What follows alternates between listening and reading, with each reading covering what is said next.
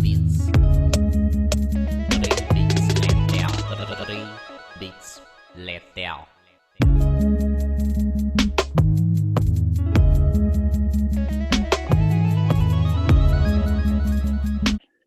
Everybody, welcome back to 3 Beats Later. This is the music making broadcast brought to you by Cory, P.SO, and Emery. Just wanted to welcome everybody back. This is episode number 2. So today what we're going to be doing is we're going to be sharing our beats. If this is your first time, basically the show is a chance for music makers to get together. What we do is we figure out what music we want to make this week, and we challenge ourselves to make that music and then get together and share that music and critique each other and then repeat the process. So what we're going to be doing today is the challenge was Whitney Houston. So this is episode 2. Episode 1, we had the challenge of psychedelic Cambodian music. So definitely if you didn't see that episode, you can go watch that right now. And you'll see at the end of the episode, we picked Whitney Houston. Actually, Emery picked Whitney Houston as the artist. So the challenge was go throughout her whole discography, try to find a song or songs or a cappella or something that you could sample, and then make a beat off of that. So definitely, this is a show where we encourage you, the audience, to get involved. You could get involved in the challenge. You can send us your beat. We want to showcase other songwriters, other musicians, anybody who's going to make music and participate in the challenge. And in fact, you can email us, right? You could follow us online as well and participate. We want to showcase other artists out there. So if you're sending us beats, if you're sending us music, if you're sending us songs, what we're going to do is we're going to start showcasing that music during the show. So if you saw last episode, we had 3 great beats. What we're going to be doing this week is going through the Whitney Houston challenge.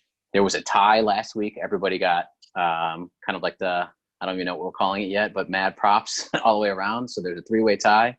This week, things are going to be heating up. You'll see that on the screen right now, you'll see that both of P.SO's screens are muted because he's frantically trying to finish his beat. So make sure that you know, if you're following us online, you could get at him and just tell him that he needs to focus a little bit more each week because this is serious. Okay. All right. So again, so what we're going to do this week is I'm going to start it off. I'll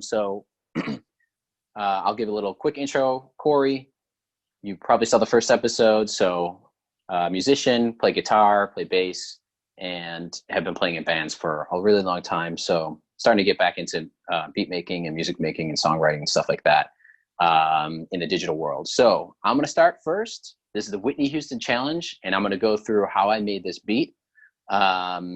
And I'll kick it off right here. So let me share my screen.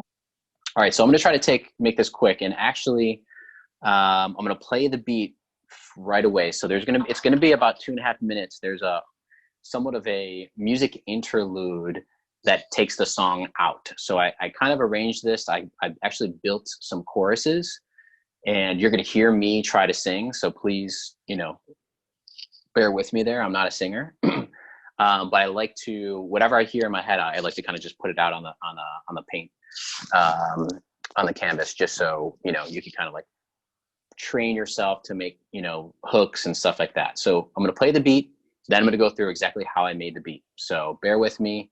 It's going to be about 2.5 minutes. Here we go. And the beginning of the beat is going to be kind of silent because I put a bunch of filters on it. So for the first kind of like 2 loops through, you're really not going to hear a ton. So bear with that. I did that on purpose, and I'll explain that afterwards. Here's the beat.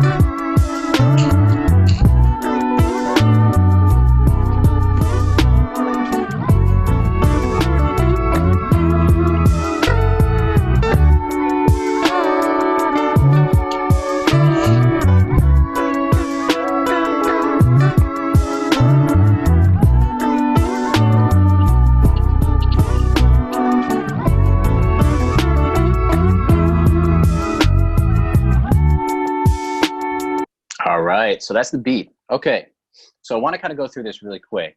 There's a lot here, and I'm actually going to probably make just a separate video just to break down what I did with the vocal sample. So again, the challenge was Whitney Houston, and listening to a lot of her music, it was really hard to find any of her music that was sampleable. So what I did is I had to kind of dig through, and I found an acapella online. So if you go to YouTube, you'll find that there's probably like 8 or 9 acapellas. One of the first ones that I pulled was actually this acapella right here. I'm going to play the sample. I just need to take off some of these filters really quick. I'll take that off. So here's the sample. I don't really need to look very much further. I don't want to have to go where you don't follow. I won't hold it back again. This passion inside can't run from myself. There's nowhere to hide. But don't make me. Okay, we all know that song. Her voice is ridiculous. I was sitting there just listening to some of her acapellas alone because it's that good. But where she says, there's nowhere to hide, I chopped that. That is the main sample that I used here. There's nowhere to hide. That is the sample of the song. So I did a little bit of chopping. I chopped that, and then I pitched it a couple times. And what I came up with was this, and I'm going to solo those 2 tracks, just the sample. Here we go.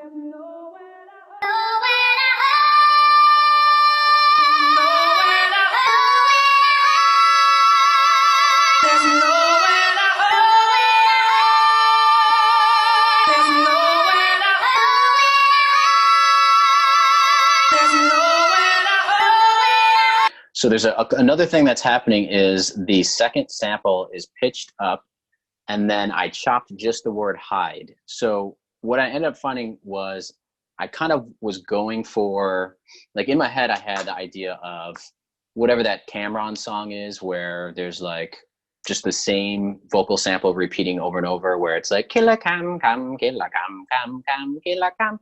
So in my mind, I had this idea of like, oh, that's great. I love how that like vocal melody kind of just like bounces off in the background, and then you have the flow on top of it. So in my head, I was kind of thinking of that and going that direction. And at the end of it, I just completely ended up with something different. So there's 2 things happening. There's her regular sample in the pitch that she's sang it in. There's a secondary sample that is pitched up. And then there's just the word hide, where I actually took just the word hide and push it up. So what you get is basically somewhat suggestions of chords with the way that those 2 hides hit each other when this plays. And I'm going to play it one more time. There's nowhere to hide. There's one. There's nowhere to hide. So you kind of hear when both of those hit, it's sounding like 2 different chords. And the video I'm going to make is going to show you how you can reverse engineer that in order to kind of build out a chord phrase. And that's actually the next step in the process. Also in that other video, I'll show you a little bit into the time stretching, because I had to take her vocal melody and slow it down to fit within the time signature. This is actually it has kind of like a 3/4 feel to it if you listen to the song again. So those are the main things that I sampled from Whitney Houston, and that's basically the backbone of the song, is just the vocal melody bouncing off of each other. The next thing that happens is there's organ. So this is where I reverse engineered, figured out what those chords would be to sound good, and I found a chord melody that just kind of progresses down and then turns around at the ending. And it's really just kind of like a 4-bar phrase that repeats over and over. So what I'm going to do next is I'm just going to sample just the organ. This also has some filters on it, which I just took off. So let's go here and just listen to the organ.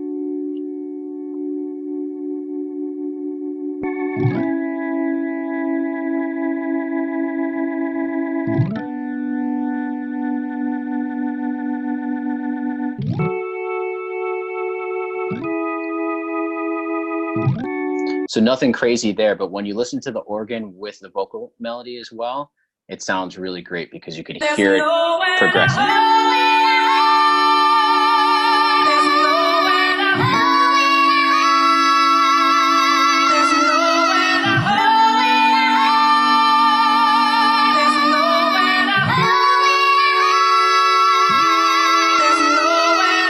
So when you're pitching those samples, sometimes you can pitch it and you'll hear like the notes leading up to that one note that she's holding might not be in a specific key.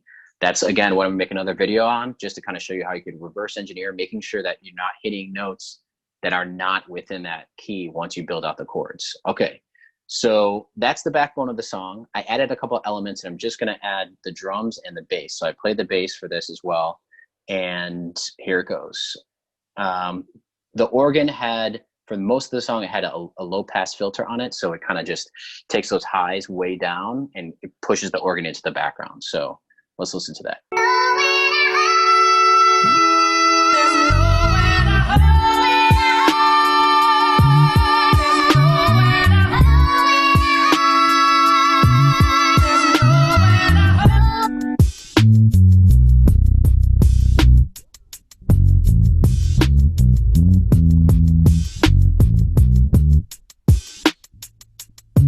So again, with the bass, I took that and I actually put a low pass filter on that as well, because I really wanted to take the character out of the bass, get rid of all the highs and let the bass kind of sit way in the background. So if I play that without the low pass, you could hear all the high ends. You could hear all the actual mistakes I played on the bass.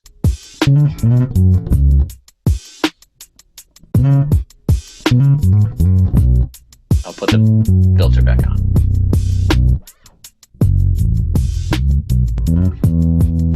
So some people might like the filter off or on. I just took it out because that's something I think you could mix later on, and I just wanted to get something there, just to kind of have something there. The other elements that I added was a guitar, and I actually spent a lot of time on the guitar. I play guitar, so I wanted to kind of make it feel a little bit airy and floaty and a little jazzy. So I added a lot of guitar, and I'm going to play the organ, the drums, and the guitar together.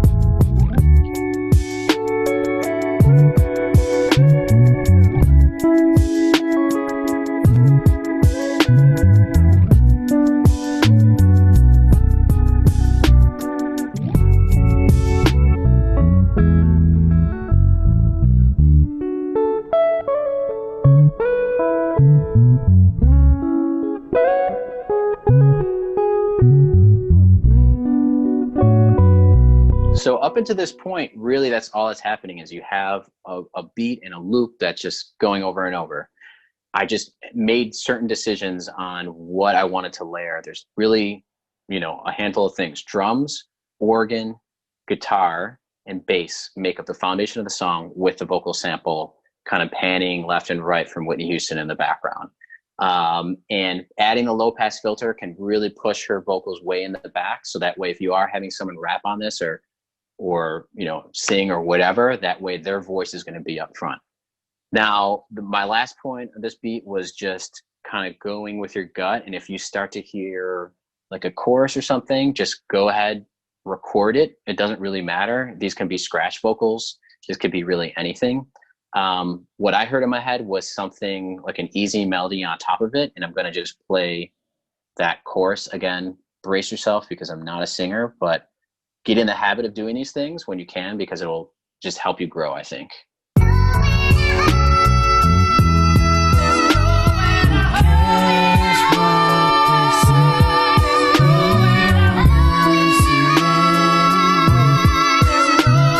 With nowhere to run and with nowhere to hide.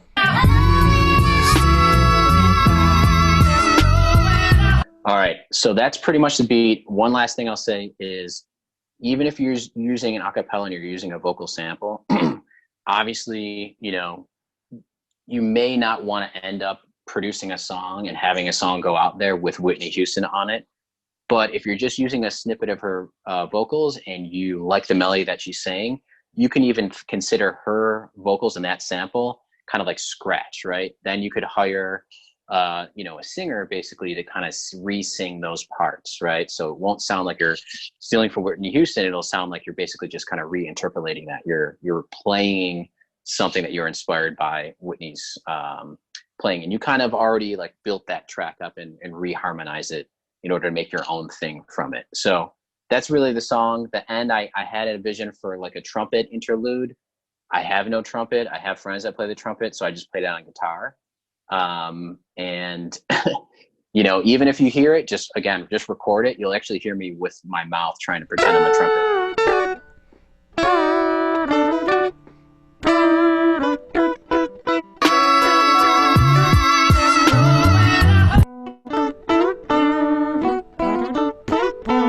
Lucky I didn't have a kazoo. Okay, so that is my beat, my submission for episode 2 challenge, Whitney Houston.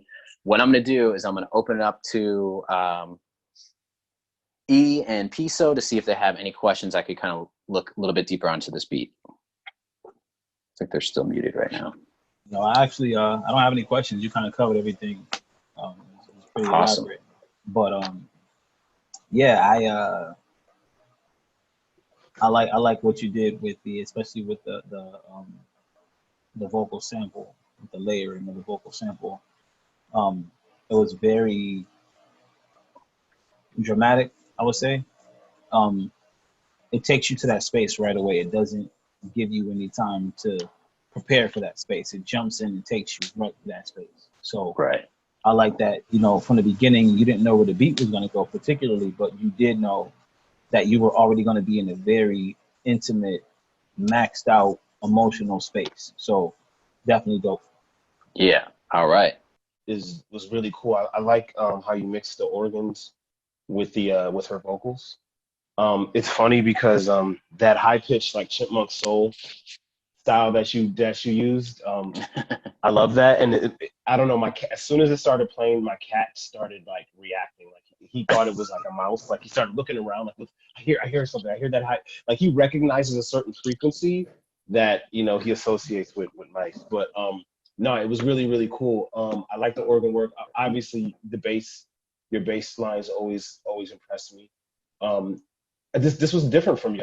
This was definitely like a more slow, chill, like R&B groove, and I like how you did that. Yeah, I really like how you. I wasn't expecting this either. Yeah, I like how you manipulated her vocals. Great job. Showing the softer side of Cory over here. What's your cat's name? His name is Sasuke. From Naruto. Sasuke. That's right. Yeah. This song goes out to Sasuke. The song is dedicated to Sasuke. All right, cool. I'm gonna pass it on to E. All right, what's good, everybody? I am Emery Education McMillan. I am a producer, similar to Cory. You know, kind of put it down for a while, picking it back up.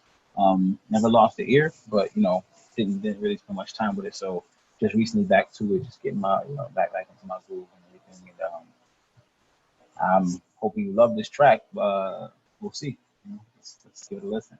I'm gonna play it through and then I'm gonna break it down. So here we go.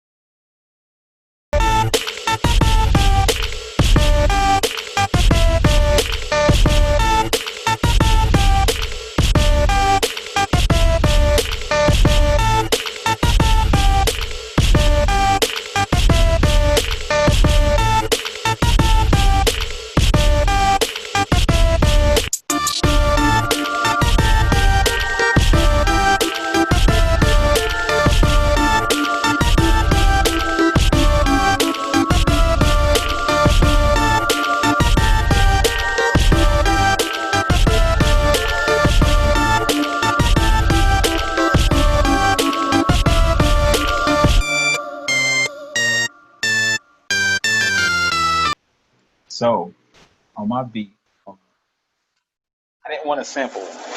You know, I didn't want to do a vocal sample. I didn't want to have basically the typical vocal sample. So I'm going to break down how I made this beat for you. So here we go.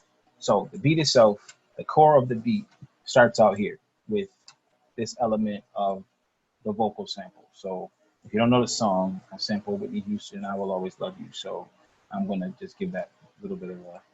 If I Most people know this song from Bodyguard. should stay. So anyway, that's the track of that sample. So for me, it was very important to try to mask the fact that I was sampling.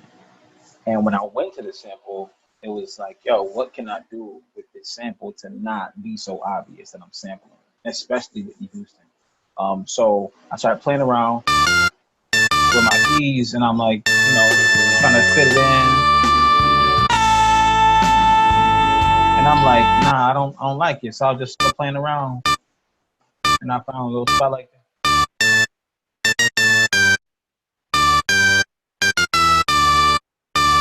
So the whole beat is based around that concept of using the beat, the sample as the note. So this is where we are with the sample. So that's all sample, just the beginning of the, you know, chorus. We bring in other elements. So right here we got a little bit of like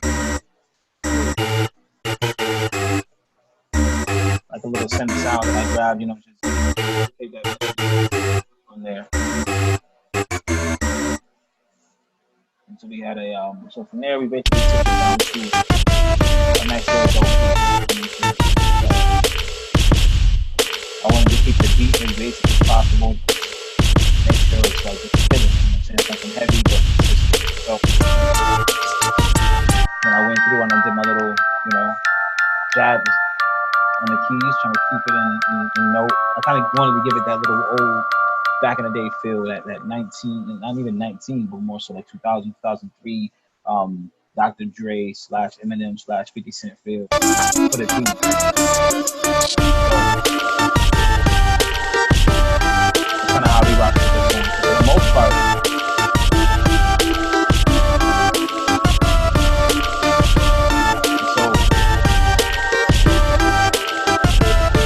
in the beat, I wanted to expose that I did use it as a sample, specifically for this challenge, just so, you know, it wouldn't go ahead that it was a sample. So right here is where you'll find that portion of the beat, just a blatant show of the sample. So right here, it kind of breaks off.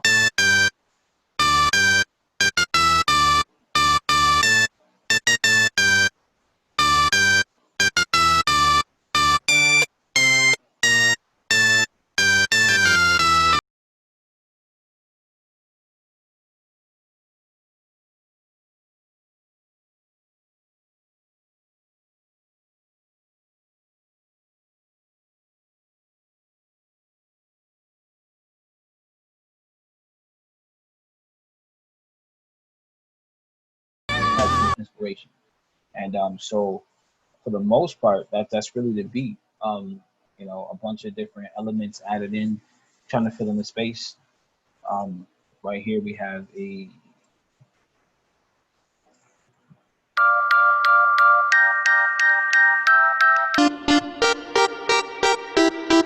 so on this one here we have, I'm using Pigments on this one. Pigments is a VST that has an incredible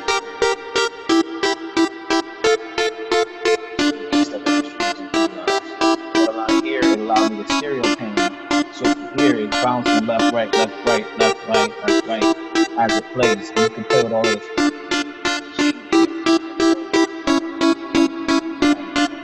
Phaser and playing, so it has effects directly right on the actual chord itself. So if you guys want to try a different sound and make that sound do something else, it's definitely going to be, you know, creating its own little sounds. So for the most part, you know, that's the beat. That's the beat, and that's how I made this beat. So I'm gonna open it up to anybody else. Yo, E, Yo, that's fire. that's sick. How many VSTs are you using there? Pigments is one. What are the other ones? Technically, I'm really only using Pigment as a VST. Okay. I use Scalar just because, Scalar is a VST that allows you to create. It has so much potential. You know what I'm saying? So you can do so much in Scalar, but I never use Scalar for what it's supposed to do. I actually just use Scalar because I like this sound they have. They have this one song right here that is called the soft piano. Yeah. And it's just real lovely sounding, almost like a Rhodes keyboard kind of thing. So I use that a lot. But as far as VSTs actually applying to the beat, I'm only using Pigments. Okay. Where it's relevant. And okay, great. So you're kind of just doubling up on that melody with different things. Yeah. First off, that breakdown of the sample where you're showing the sample, the da da da do da da da da da da, and then the sample hits is sick. And then what else was I going to say about this? Yeah, and you nailed it. Like that's exactly what I was thinking right away. Like when I heard it was like Dre era, 50 Cent, that kind of like, I don't even know what you want to call it. I guess you just define it as Dre, right? Dre style beat. Yeah. All right. Yo, E, what was going on with that snare? Because I heard a lot of air after the snare, and it sounded really cool. Let me hear where you at. Oh. Let me show you the plan.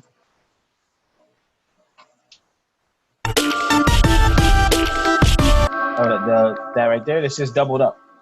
It's just like two snares on top of each other, doubled up. Play the drums just by themselves.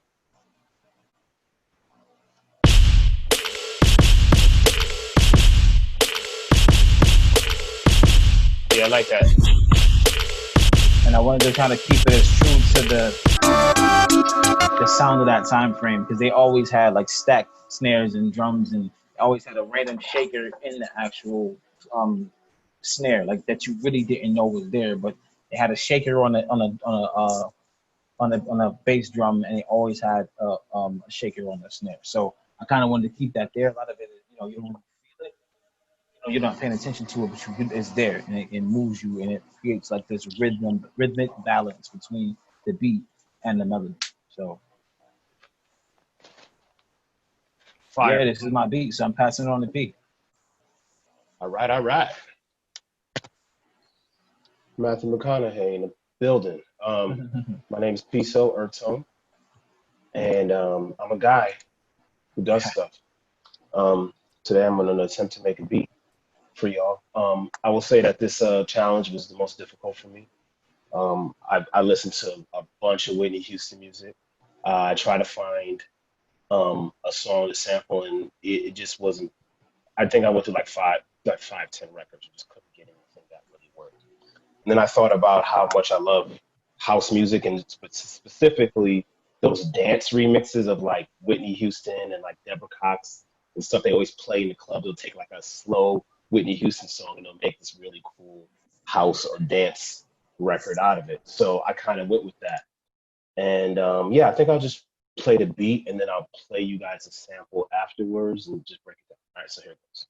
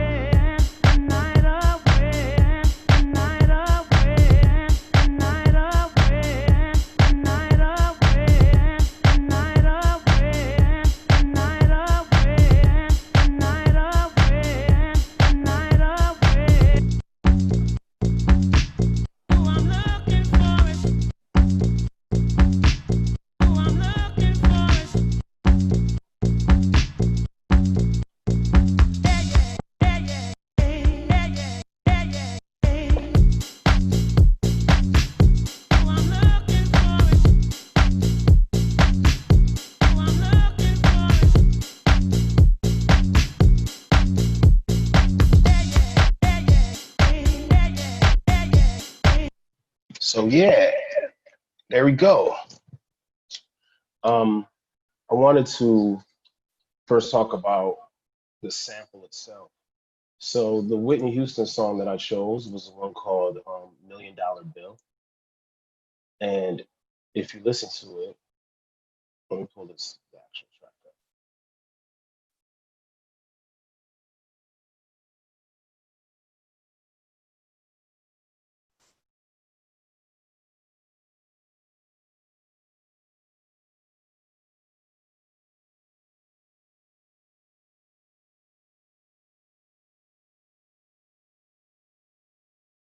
Sample, those bass sound.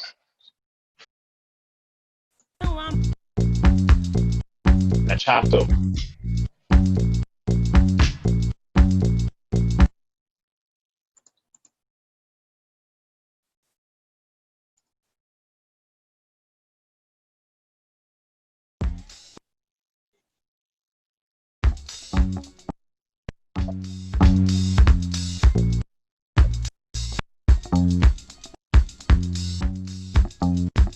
I just love them so much.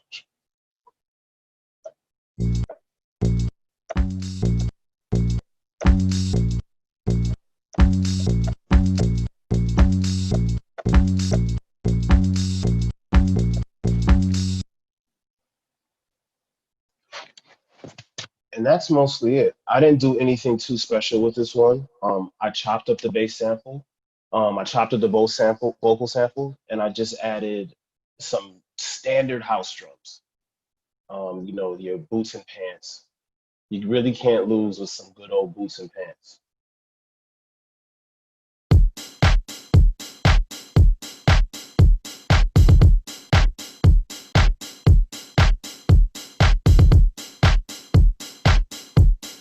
And even though I didn't have a lot of time to work on this beat and it's kind of been complete, there's a lot of more elements I wanted to add to it and more structure to it.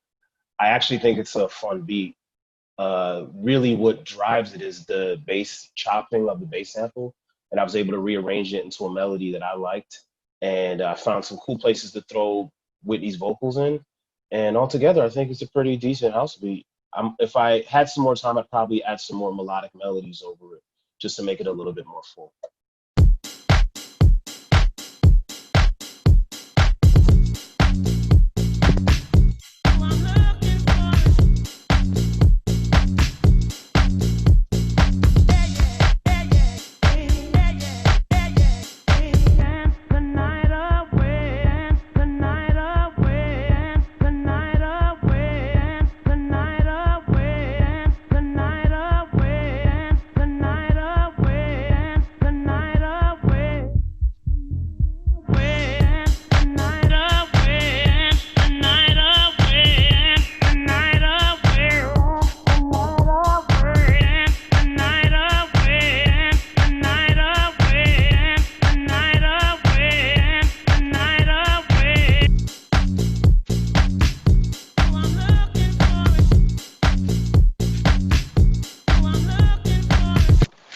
Here we go.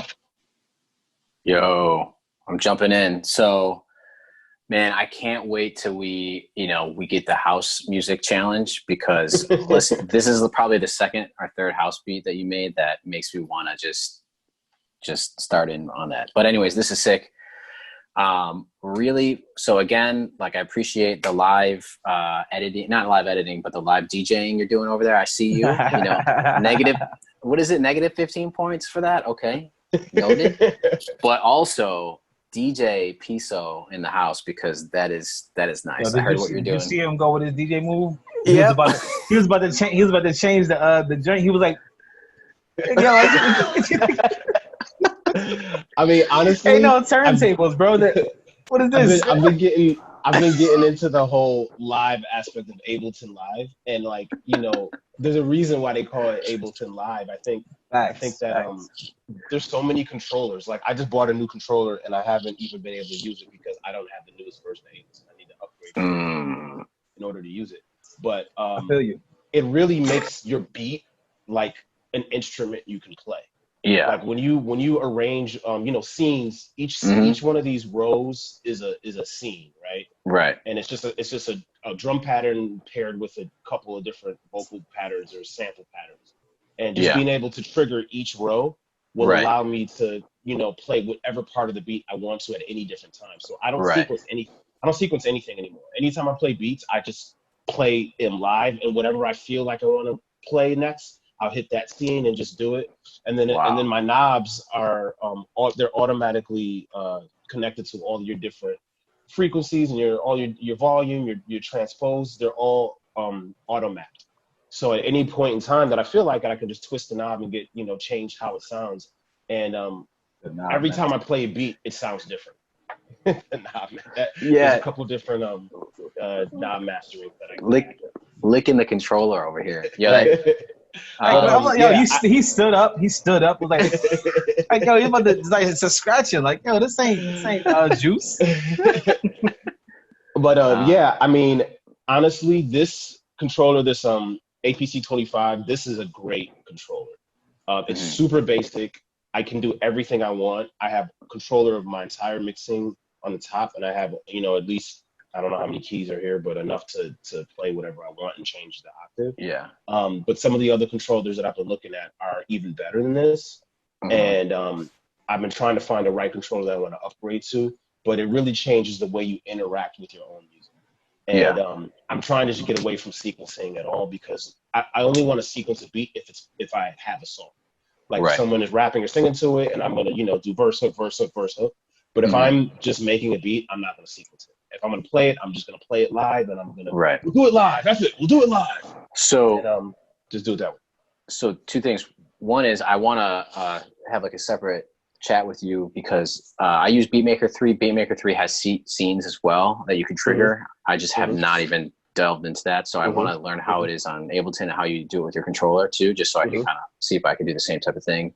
Second is you have a really good ear for those vocal samples that are going to work for this type of music. So, I mean, once you get all the way to the point where it's Dance the Night Away, like, you were standing up. I was about to start standing up too. I mean, listen, it was real. It was taking me there. The world is opening back up. Clubs are opening back up. They need this. Seriously.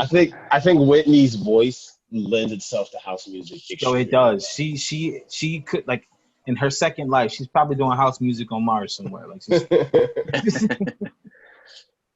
that's really nice. So awesome. Okay, now we get to the next portion of the show. So usually what we're going to do is we're going to show you 3 different beats, and then we're going to tear each other apart and give each other props. And then what we're going to do after that is pick the next challenge for the next week. So this is the props section. Usually what we'll do is go through and each person starts and let's the others know what beat they like the best. At some point we're going to have like some sort of structure here and give some sort of like fake awards or whatever. But we'll call it the beatie. You get the beatie. The beatie. The beaties. The beat off. Yeah. All right. No comment on the beat off. Nope. So I'm gonna start. So first off, this was a good week. I know. What's funny about Alex is like this whole week he's like texting in the chain. He's like, "Oh guys, I'm having a hard time. Having a hard time." See, he likes to lower your expectations. That way, it's a perceived, push on game day. I'm not. You know what? To be honest with you, I really made this. Well, actually, no, I didn't make this beat today. I did start it maybe on Saturday, but the version that I had was not completely different. He did not start this Saturday. He started it on Sunday. Lies. But, wow. I really was. I honestly really was. And I feel like what I gave you guys was not finished. Like today, there's a lot of other elements I wanted to add to it. But I really did have a hard time with this one. Yeah, but you're a producer. A beat is never really done as a producer. So I think that all of us have more we want to add to every beat we ever do. But I think at some point you got to say, okay, this is enough. And I think that what you gave was like extra dope, like, and more than enough. Yeah. And even, that's the kind of the beauty of this challenge each week is that, it forces you to do something completely different. You have roughly, 5 to 7 days to try to do that. So it's going to force you to make those decisions. You have a limited amount of time to say, do I like this snare? Do I like this hi-hat? You kind of have to say, screw it, I'm going with it, right? Yep. So, okay, so for this week, I'm giving mad props to E. All the beats were sick. Alex, I love the house. I can't wait to do house as a challenge.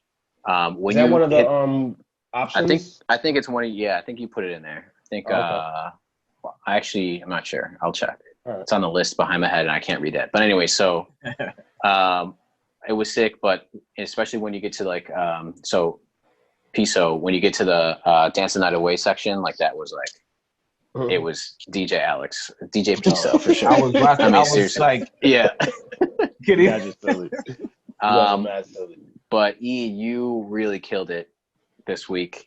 And I see E is like slowly sharpening his swords. You know what I mean? Each week I see him like because he's going crazy. He's going crazy with VSTs and learning a bunch of different things about. Yeah. Whoa. Like whoa, I'm not. Whoa. No, there's no use of honestly, VSTs in there though. Like it was just a sound that was but still, like I talked to you throughout the week, and you are really going hard with learning everything that Ableton can do, and I'm really impressed by that. I'm too comfortable doing what I'm doing, and I'm having way too much fun just doing what I'm doing, and I need to grow this.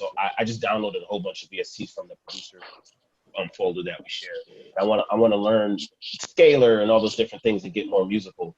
You're growing at a more exponential rate on those. I agree with that. And this is what it is for me, man. Honestly, I did it for so long, and I just did what I knew, and I didn't feel any growth at the time. I was making the same kind of beats for 5-6 years. It was good enough, but I never felt satisfied. So when it was time to choose between corporate America and music and family and life and all that stuff, it was a no-brainer because I wasn't satisfied. I wasn't growing. And now doing it with having all these obligations on me, all this life on me, I told myself that I'm not going to do it unless I make myself better every single time I open my computer. And that's smart, man. I think that's another good thing about having us get together. And this broadcast too is that hopefully, people who are watching will be able to learn something and pick up some tips and tricks. But when we have our little chats throughout the week, I've been learning a lot from you guys.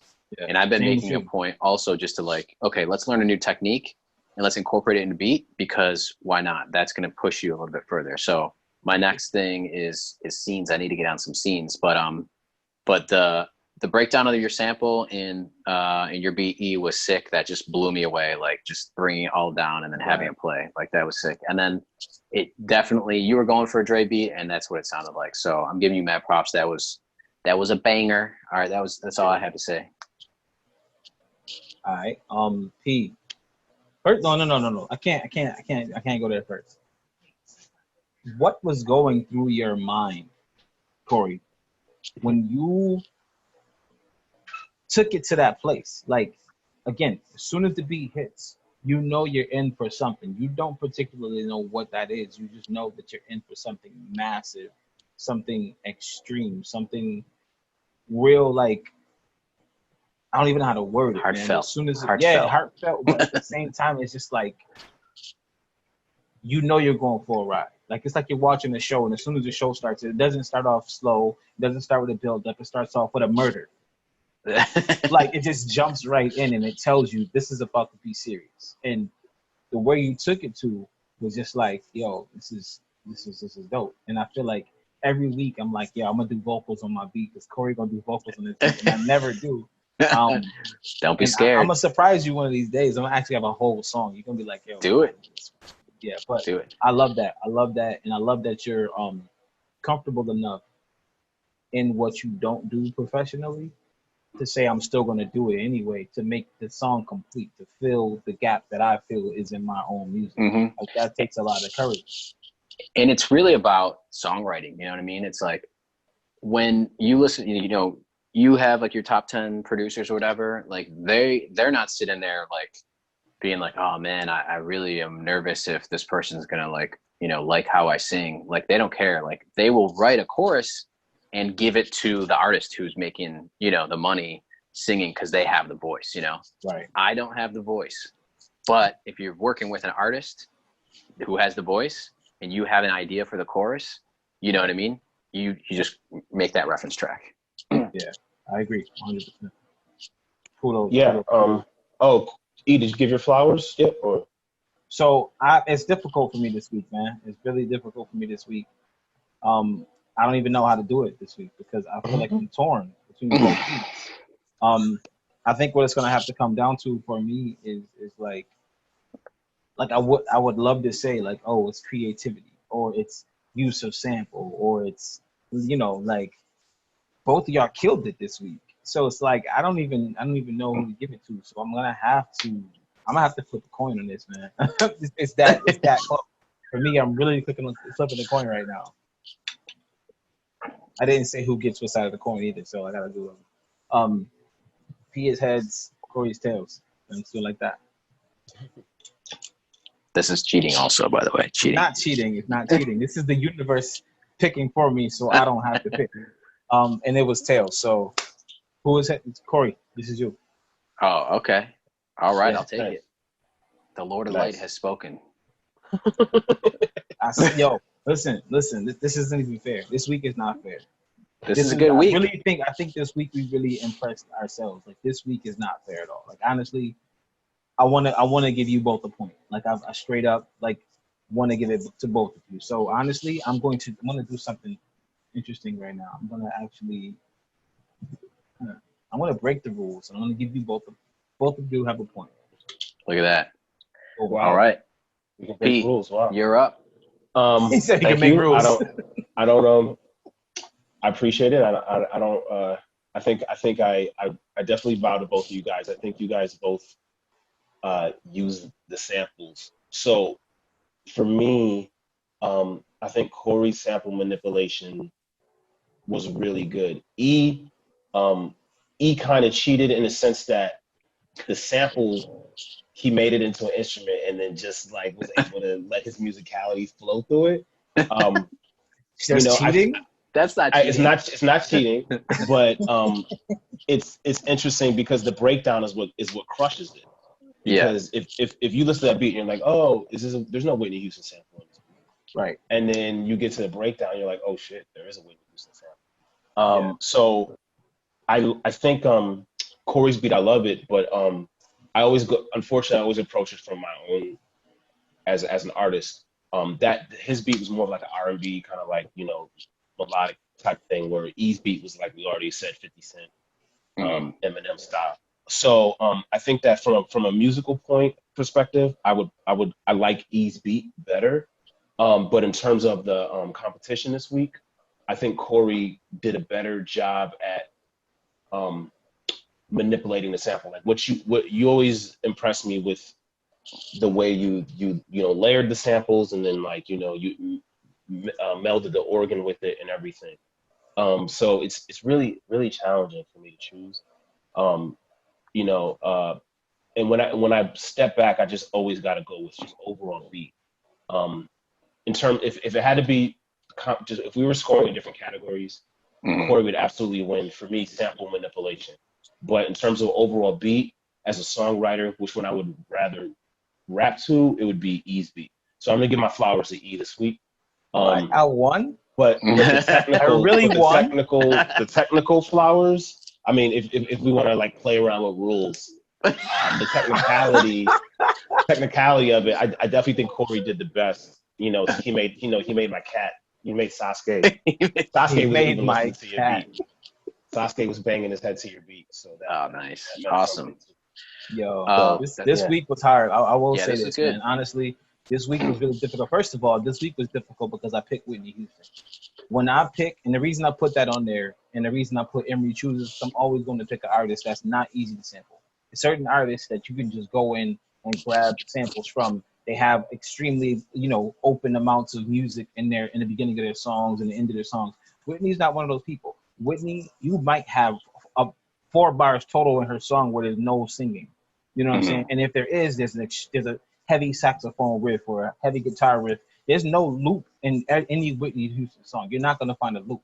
So that's kind of why I picked Whitney, because it would bring out the creative side of us to make, to sample an artist like that. So for me, that's kind of why I was doing it, to see what I could do, to challenge myself, and then to see what you guys would come up with. So for me, this week was already difficult. And then once I found where I wanted to be in, like I honestly didn't even do a second beat. Like I was going to make a couple different beats. And And I was like, you know what? I really like this. I really like the idea. And I got that idea from you, Cory, actually. A couple of weeks ago, you had actually used one of the samples as an instrument. Right. And I jacked that idea from you because I never did that before with a sample. And once I was playing it on the keys, I was like, yo, this could be its own instrument. I'm like, yo, Cory did that. So props to you for that because I actually jacked that idea from you. So and then so that means I get part of the flowers though. So I gave y'all both the point. I should mention that E found out that in the sampler, because we always use simpler in Ableton, but there's another thing called sampler. And in the sampler, we can do something that you showed us like 4 weeks ago, where the sample plays forward and then it reverses or whatever, and it just continues. We can do that with Ableton. We didn't, and E just found that this week. So we, little things that you even taught us before, we're now like still, absorbing into our, That's what it's about. There's a lot. There's, we have Ableton, the full suite, and there's a bunch of plugins in here that I haven't even stuff that I don't even. I honestly, like I said, every time I'm online every day for at least like 30, 40 minutes, just looking up on YouTube different things that I can do in Ableton. Again, I don't want to just make beats anymore. I want to push myself to the max every single time I start working on a project. So, all right, that's beautiful. All right, so now we are the next section of the show. What's going to happen now is we're going to pick the next challenge for the next week. So on my right side, or whatever side this is the list. We're going to try to not do a duplicate. So E, if it lands on whatever number that was last week, we're going to just choose again, okay? If you read it, it is gear demo videos is number 1, and sampling P.SO, one of P.SO's tracks. What's the gear demo video? That's mine. If we hit it, I'll explain that. Children's music, mid-beat change to halftime feel is the first 4. Dear God. Then pick an artist. We did that. Pick an artist. We just did that. That's this week, Whitney Houston. Make a whole track. That's Ease. James Bond theme song of your choice. That's Ease. Sample famous sample of your choice. That's Ease. And then now we're into P.SO's sample Tame Impala, 3/4 time feel, reggae beat, and country music sampled. Okay, so I'm about to go broadcast or share my screen. Right. There's a couple of those that are going to be really tough, man. Yeah, please don't. Yo, I swear to goodness, if number 10 comes up, I'm just going to quit. All right, so what I'm going to do is I'm going to go to random.org. Okay, this is a random number generator. 1 through 12 is going to be the challenge. I'm just going to hit this 3 times so everybody understands that it's not, there's no funny play. Okay, so just hit it once. That's 10. That's the second time is 4, and I'm gonna hit it one more time. This will be it. Okay, here we go. That's the repeat. We can't do the repeat. That's the. But here's the thing. The repeat would be a different person. I'm picking a different person. That's not fair. It's in the cards, man. It's in the cards. Here we go. And it is. Okay, wait. Oh my God! Wait, do it. No. You have to do it. Okay, so here's overruled. The thing. 11. No. So since it landed on mine twice, can I at least pick the number? P.SO. It landed on mine twice. That's we'll fake. Have to go to the Senate. That's fake. I'll say you can pick the number, but it can't be one of your numbers. None of my numbers is it. Wow. How about just not the same number? Wow. No, I agree fine. with P.SO. You know what? Fine. You can pick the number, but it can't be your number. Fair enough. All right, show me the numbers. Okay, hang on. Here we go. Let me get out of this. Conspiracy, man. Yo, it hit 5 twice. And then the first one was 10. I was scared. I said no 10, and the first one was 10. All right, so I want to do something that's not mine. So 1 through 4 or 9 through 12? Yeah. I kind of understand how not mine works. Yes, I understand how numbers work. All right, so let's do. Nah, I don't want to cheat. So there's one on the board that's considered cheating. There's a lot on the board that's considered cheating. I'm gonna pick number 4. I'm gonna pick number 4. Okay, mid-beat change to halftime. there. Yeah. No, so okay. This is all right. mine.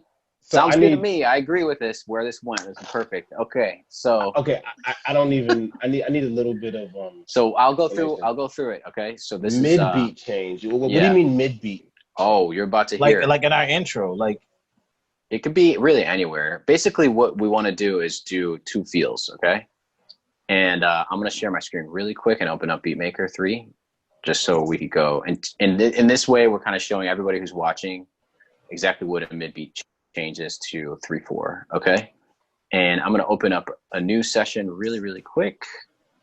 I don't care about this. I'm gonna go to my banks and load some drums, and I'm gonna go and do a loop. Okay, so really simple. This is the basic idea of changing any beat from it's currently in 4/4 at a specific BPM, and then at some point in the song, it doesn't really matter when or where, but you have like another section of a song. So you're kind of making 2 beats in one, and that other section has to have a different feel with the drums, okay? So the very first part, right, this is at 90 BPM, and I'm just going to quickly add some drums. So I'm gonna record right now.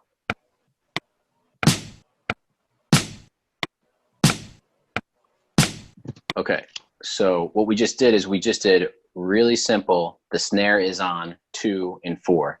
You listen to most hip hop, it's in 4/4, and you're gonna have the accent beats being on 2 and 4, right? Boom, bap, 2 and 4, 2 and 4.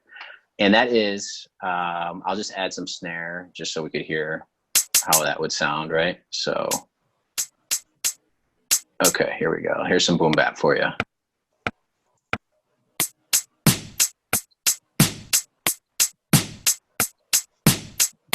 There we go, boom bap, okay? So that is your regular feel in 90 BPM, and we're gonna change now to a halftime feel. So the only difference in changing the feel is you're going to have the snare land on the 3rd beat, okay? And I'm gonna record that really quick for you. So here comes a halftime feel. So I have to look at up here where it says how many beats or what bar I am and what beat it is. The snare is gonna hit on the 3rd beat in that bar, okay? Here we go. 1, 2, 3, 4. 1, 2, 3, 4. Okay. So I'm going to add some hi-hats really quick to this. Oh, wait, let me try it one more time.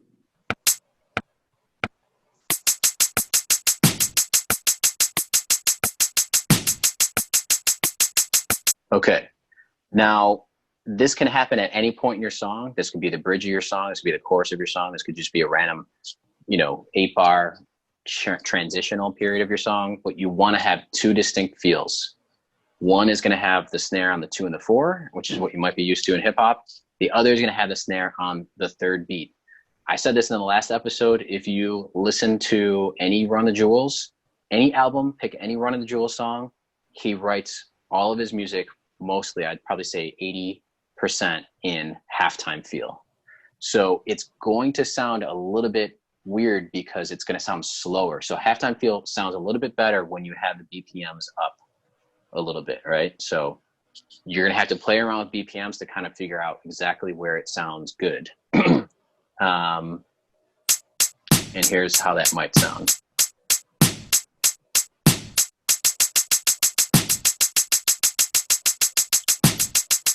So you have to think about it as kind of like 2 beats, okay? That's just an idea of how that could happen.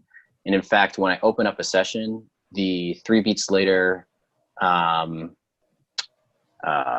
theme song that we put together here actually does that. I have the first part of the song in a 4/4 feel, regular time, and then the second part of the song is actually in halftime. So I'm going to wait till my whole song loads because it's giving me a little bit of a... Okay, here we go.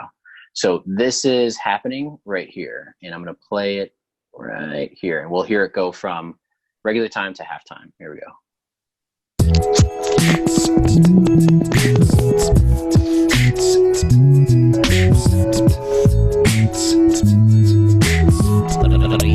Beats, let down.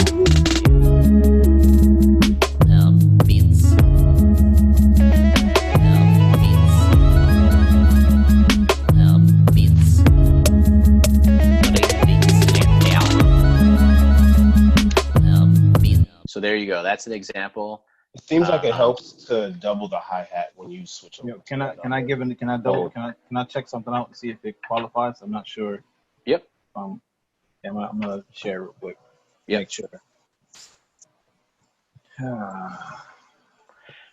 I was accenting there, Alex, the like the cut. Right. It's like an echo kind of snare. Yeah, but you don't really need to do that. Like I could take that second one away and it'll still have that halftime feel to it.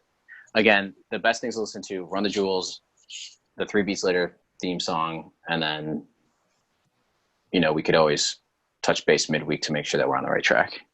Mm-hmm. So, correct me if I'm wrong. I think I had that idea down, but I want to make sure so I'm not doing a whole thing wrong.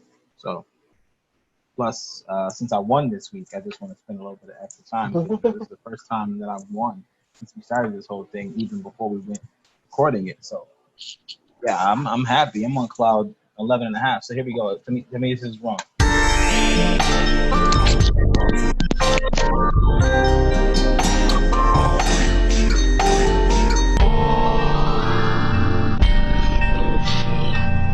Is this like what you're saying? Okay, perfect. Okay. Yep, that's it. Perfect. So you could hear, it's gonna sound a little more sexy at the end of it because you're kind of like waiting for that beat to hit on the third beat, right? So that's kind of like that song has like an R&B feel to it. It sounds like some sexy shit's going on there. I don't know why you made that. You got to tell us what was going on. But anyways, so it was like that's boom, another day. Scat, scat, scat. So that's gonna be the main feel, right? Doom 2 3. Doom 2 3. Right? That's where the accent is happening. And then obviously go to YouTube, check out Halftime Feel Hip Hop, and then they'll do a tutorial. So, all right. And don't judge me. Weed is legal online. 3 Beats Later, episode 2. Whitney Houston signing off. Everybody say peace out. Peace. All right.